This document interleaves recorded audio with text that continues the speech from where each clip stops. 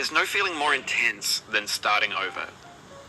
If you deleted your homework the day before it was due, as I have, or if you left your wallet at home and you have to go back after spending an hour in the commute.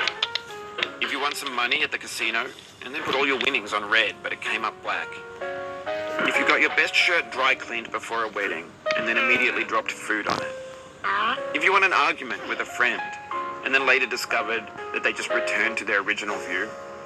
Starting over is harder than starting up.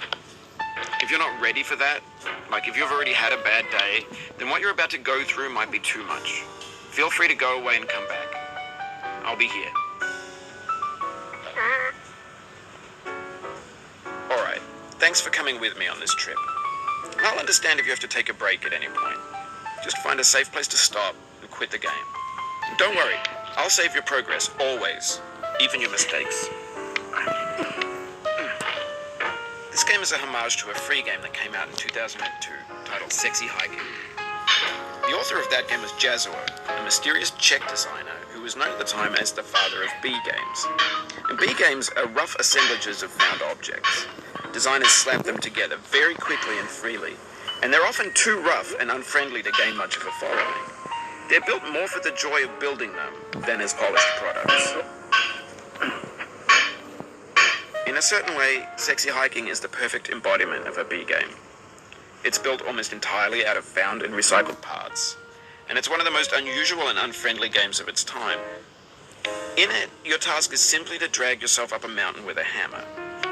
And that act of climbing, in the digital world or in real life, has certain essential properties that give the game its flavor.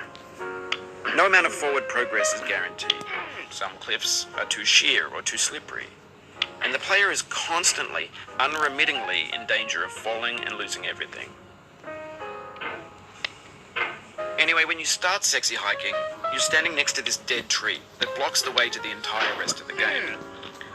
It might take you an hour to get over that tree, and a lot of people never got past it. You prod and you poke at it, exploring the limits of your reach and your strength, trying to find a way up and over. And there's a sense of truth in that lack of compromise. Most obstacles in video game worlds are fake. You can be completely confident in your ability to get through them once you have the correct method or the correct equipment or just by spending enough time. In that sense, every pixelated obstacle in Sexy Hiking is real. The obstacles in Sexy Hiking are unyielding, and that makes the game uniquely frustrating. But I'm not sure Jazuo intended to make a frustrating game. The frustration is just essential to the act of climbing, and it's authentic to the process of building a game about climbing.